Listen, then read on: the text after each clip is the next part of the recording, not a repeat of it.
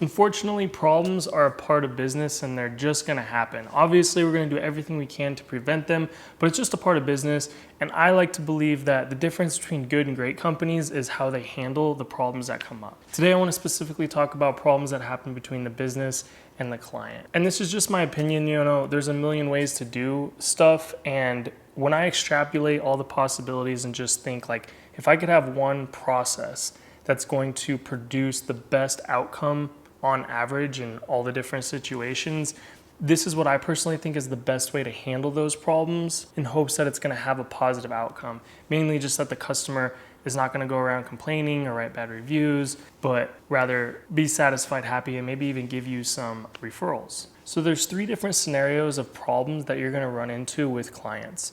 One is when you just made a mistake, the business messed up. The second is when it's not so clear, there's room for interpretation. It's hard to really say if the business or the client is at blame. And then the third one is just when the client is flat out wrong and they are making the mistake that is causing the problem. Now, regardless of which category the problem falls into, I'm personally gonna handle them all the same. And it's 4 steps. Now, it used to be 3 steps. For 8 years in my business, it was 3 steps. And then I included that 4th step, which I do think makes a difference and has led to better outcomes. The reason I say that is just to show that, hey, I'm not saying this is the perfect system, the only system out there. I'm just saying that there is room for improvement, but based on my interactions and the way my brain thinks, I think this is the best system to implement and use when you run into a problem with the client. So the 4 steps are listen, agree, explain why the problem happened, find a solution and move forward. Now, that explain why the problem happened was the step that I added. All right, so let's walk through each one of those steps. The first one is listen. And this is a really, really important step. The customer is upset enough to want to tell you why they're upset.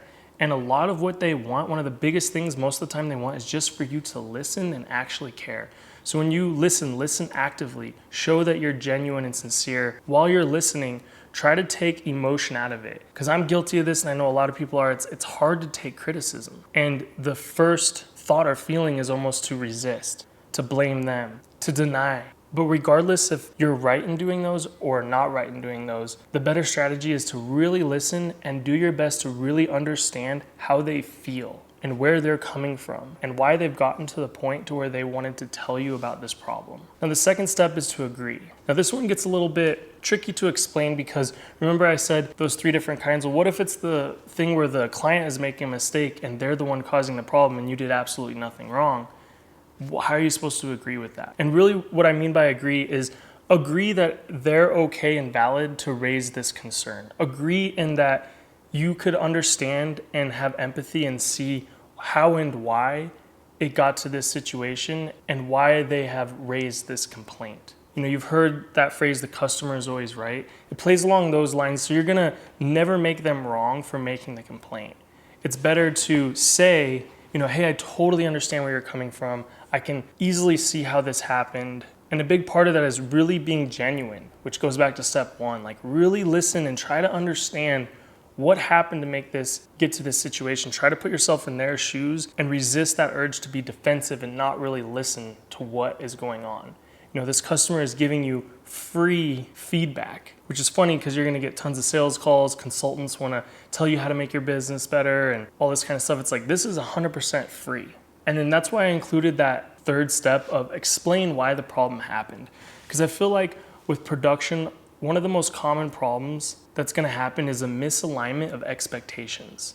For instance, using that same example, the customer thought that you were going to give them 10 and you thought that you were going to give them 5. So you can still agree and say, hey, I can understand why you're upset that you thought it was 10 and then all of a sudden we show up with 5. But the reason this problem happened was because we were thinking 5. We had no idea that you were expecting 10. We were under the impression and expectation that we were going to deliver 5.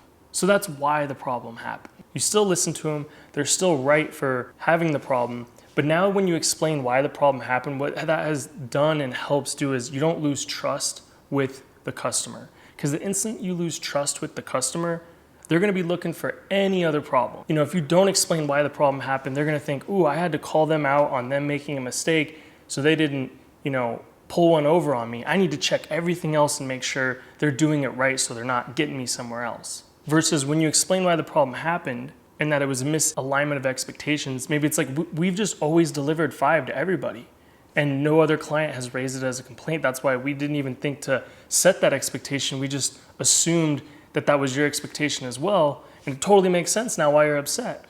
And I can see where you thought it was 10. That's where the customer is always right. Maybe you can't see and don't understand why they thought it was 10, but at least acknowledge, hey, you thought it was 10.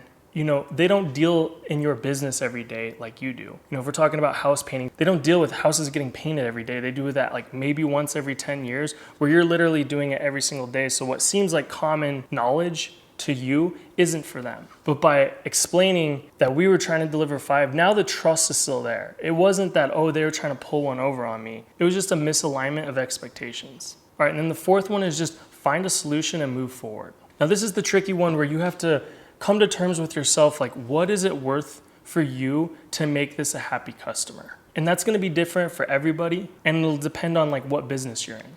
And what I mean by what is it worth, like how much money is it worth? Is it worth $10,000 for you to make sure they're a happy customer? Only you can answer that. If we were to take a restaurant business, almost every restaurant is gonna have at least one bad review, so it's probably not worth $10,000. But if you're in a painting business where you see other competition that have no bad reviews, that one bad review could cost you a lot of money. That could be the difference of somebody picking you versus your competition. And if each job is worth $1,000 in terms of profit, and that happens, 10 times over the next 2 years, it's gonna cost you $10,000 to have that one bad review. Of course, this is all hypothetical, but I'm just trying to explain how you could think about what is it actually worth to you to make this customer happy?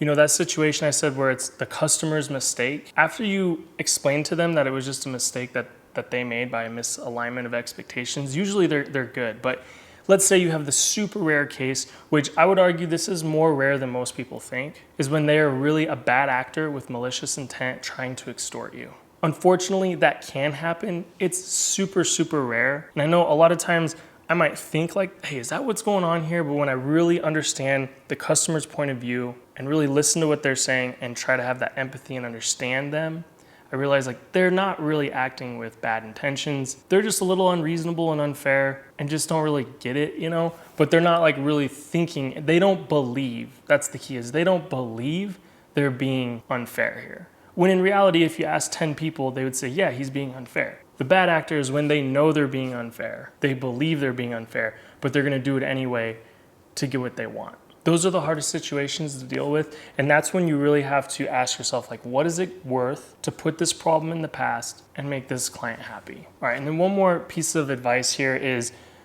do your absolute best to stay calm and don't lose your cool. I am guilty of this. I take it personal when there's a complaint about my company and I get emotional, and that has never served me in a good way. That's always hurt me. So I've learned, like, before I call this client or deal with this problem, I really need to like coach myself on like, hey, be cool, be calm, don't get offended, just really try to listen, really try to make them a valid customer with a valid complaint, and don't get emotional. And in some cases, that's where I almost feel like it's better when if you had a production manager or something to deal with it, because it's a little bit different for them. If the customer wants $2,000, that's coming straight out of your profit. That's the money. That's my money. You're basically asking me to give you $2,000 when maybe it's a manager who's still going to get their salary. It's not as emotional for them. It's just like, okay, it's not going to affect my pay or anything. I don't think it's reasonable or fair, but they don't have that connection of that emotionalness with it. Maybe that's not true for everybody, but the point is you need to think about the macro, the big strategy with this, and like what's the best way to handle this problem to have the best outcome. Because if you get emotional, you start yelling, you start telling them that they're wrong and they're a butthead and all these things, it's not going to lead to a good outcome. And then maybe they write bad reviews about you all over the internet, and you lose 5-10 jobs because of it, maybe even more depending on your industry, when all you had to do is just say, hey, you know what, you're right, here's what you want, see you later, bye. Because the truth is, if you end up having to pay them money that wasn't fair, you'll probably forget about it in a month, but that review is gonna eat you up for years to come. But like I said, it's different for everybody, so just think about your macro strategy before you go into the situation, handle the problem. Obviously do the basic stuff, like as soon as you know about a problem, you want to attack it immediately, address it right away, give them a call, email, You know, if it's 2 o'clock in the night when you figure it out, maybe shoot them an email, but usually on the phone or face-to-face in person is the best way to handle a problem. It's easy for someone to be mean over a computer screen or typing, but face-to-face, when you're really being genuine, authentic with them, it's going to be hard for them to continue to be mad and upset with you, especially if you really are just trying to do the right thing for the customer and make sure that they are taken care of and satisfied. I hope this helped. Let me know if it did in the comments. Like, comment, subscribe. See you in the next one.